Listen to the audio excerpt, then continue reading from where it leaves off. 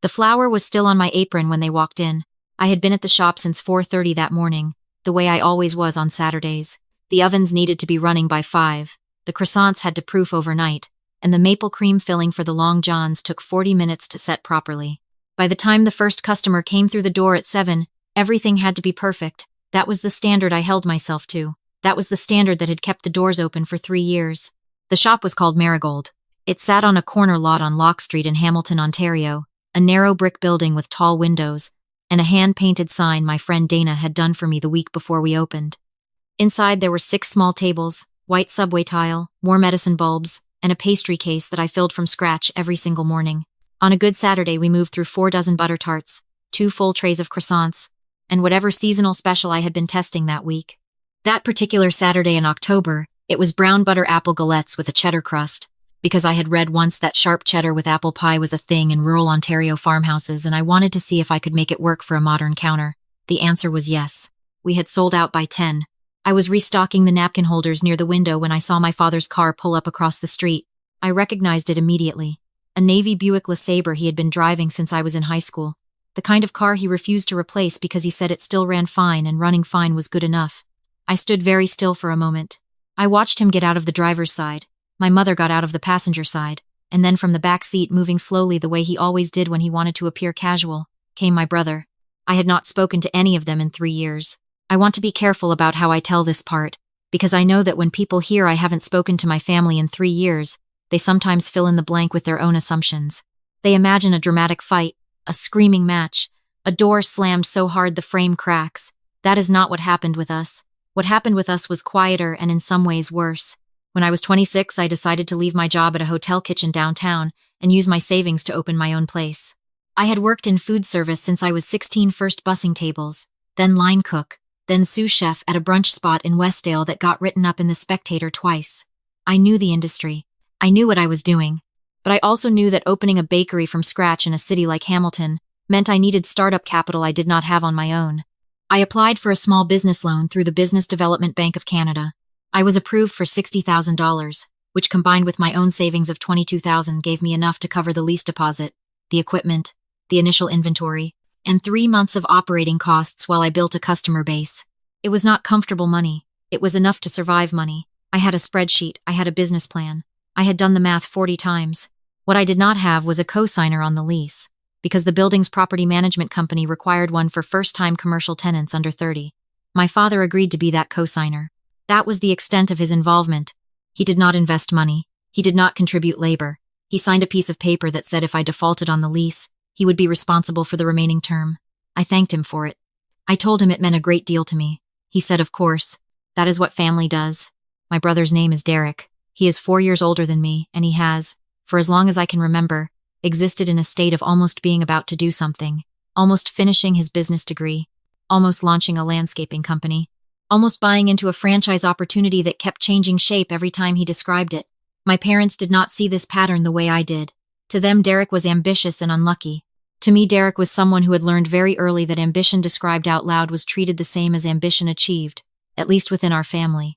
6 months after Marigold opened, Derek told our parents he had found investors for a new venture, a mobile food truck that would operate at farmers markets and festivals across the Golden Horseshoe. He needed a vehicle, a commercial-grade generator, a wrap for the truck, and working capital for his first season. He said he had investors lined up but needed a bridge loan to get started before the investment funds cleared. He said it would only be for 60 days. My parents came to me. They said Derek needed $40,000. They said they had already spoken to a mortgage broker and that they could refinance a portion of the equity in the family home, but the process would take too long for the bridge timeline Derek was working with. They asked if I could put in $20,000 from the business while they covered the other $20,000 from their line of credit. I said no. I said it as kindly as I knew how. I said that Marigold was 8 months old, that I was still operating at a loss while I built my customer base, that $20,000 was essentially my entire operating buffer, and that if anything went wrong in the next 2 quarters, I would have nothing to fall back on. I said I believed in Derek, but I could not put my business at risk for a bridge loan on a venture that had not yet proven itself. My mother cried.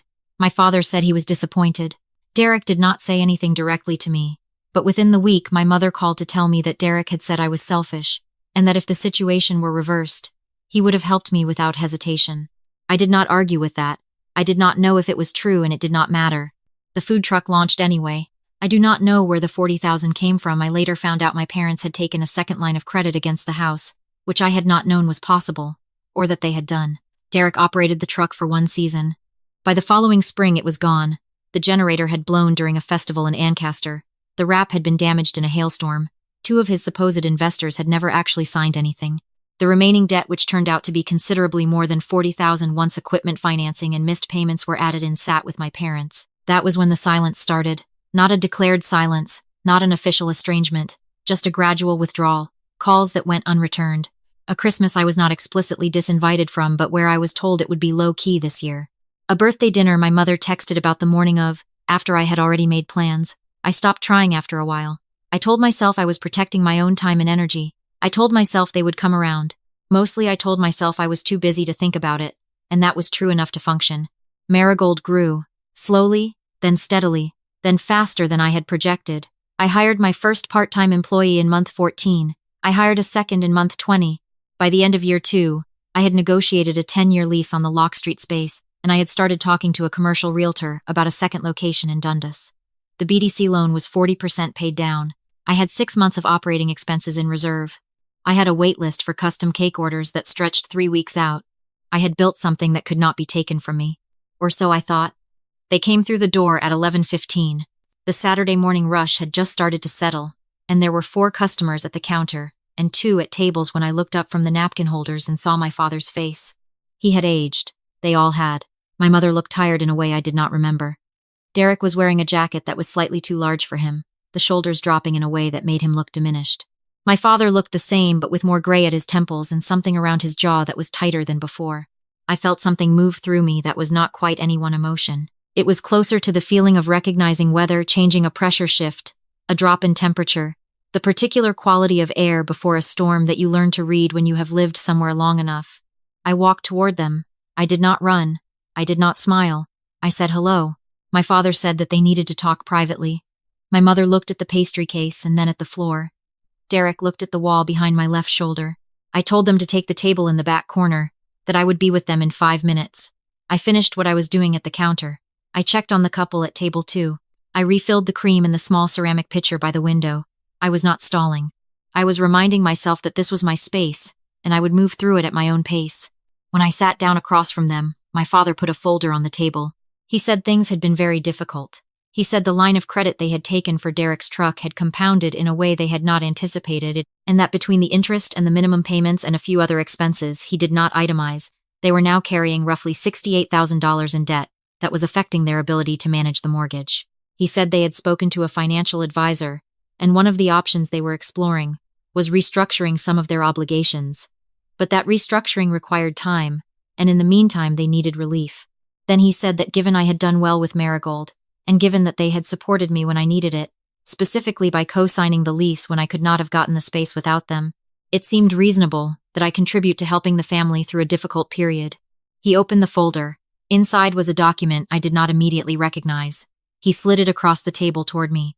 He said that what they were proposing was a revenue-sharing arrangement.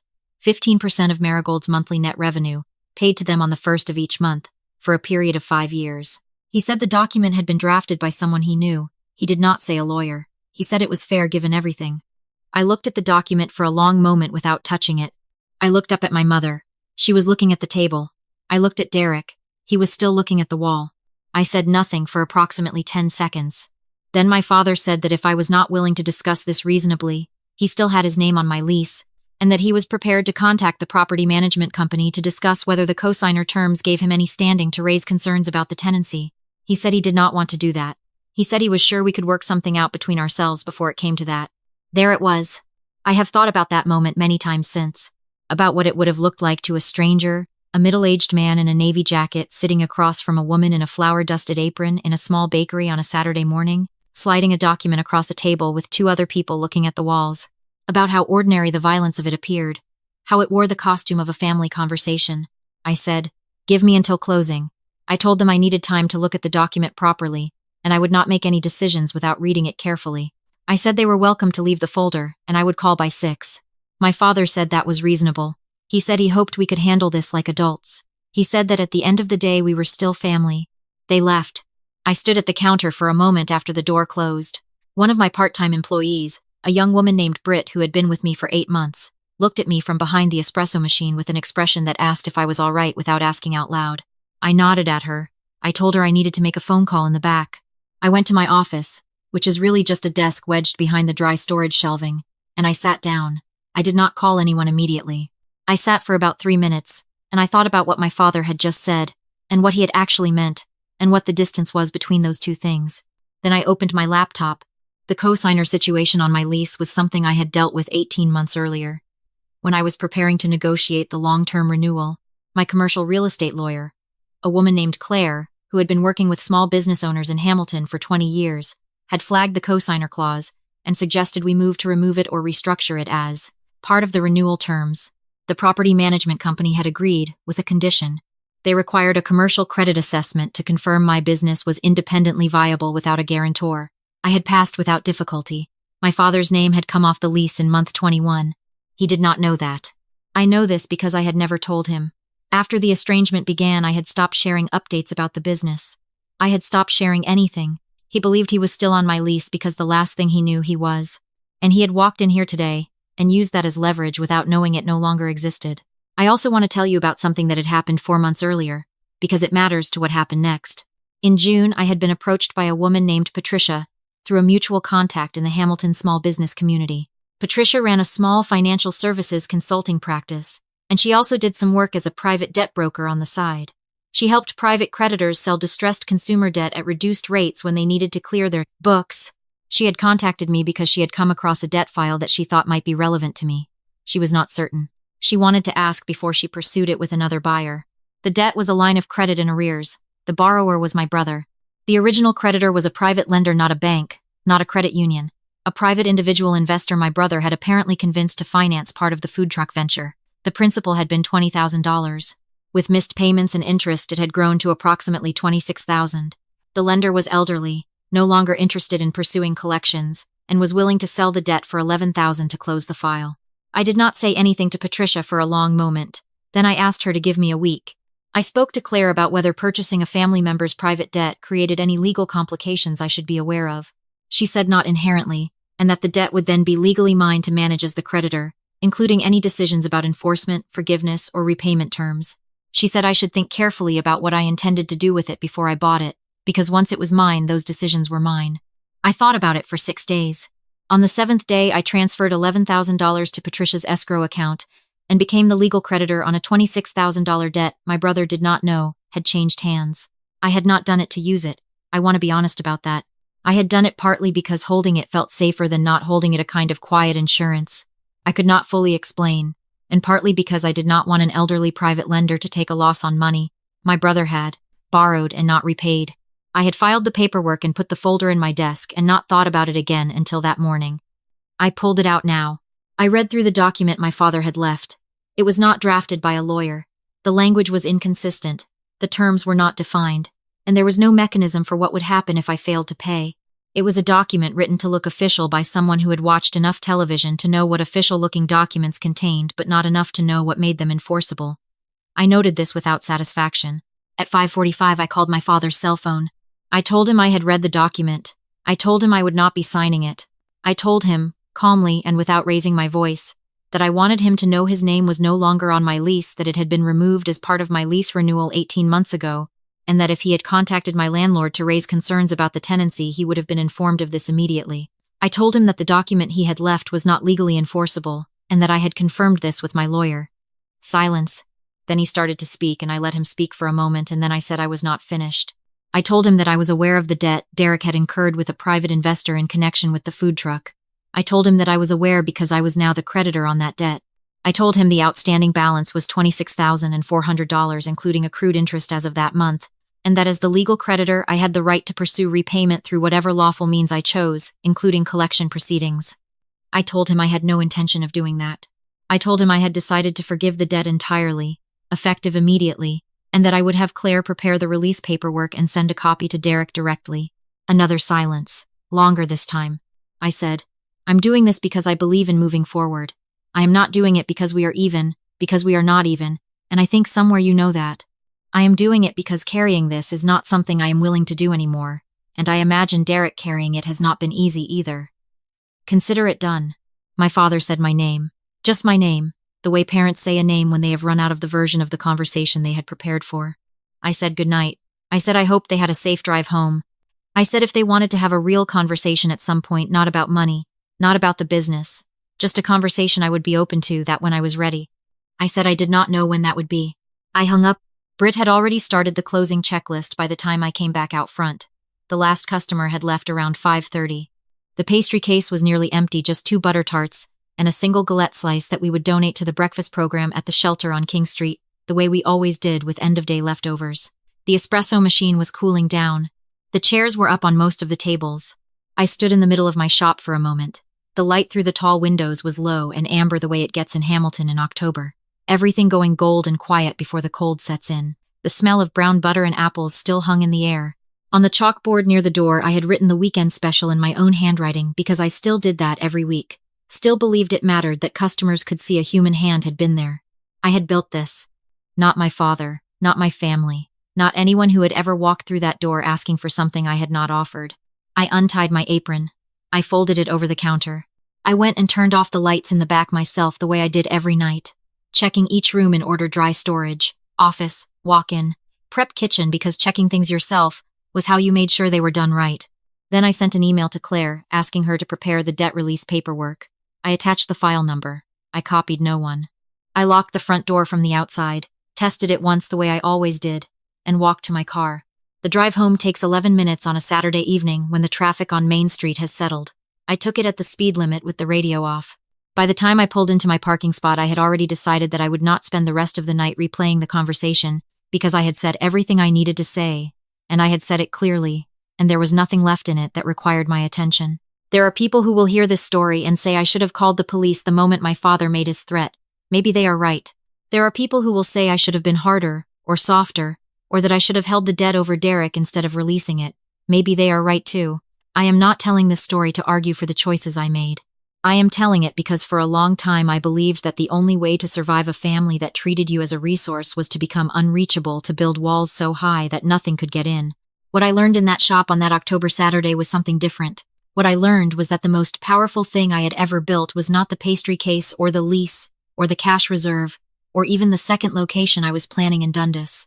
It was the simple fact that I had spent 3 years making decisions with no one's approval and no one's permission, and that when my family walked through that door with a folder and a threat, they had found a person they did not have leverage over anymore.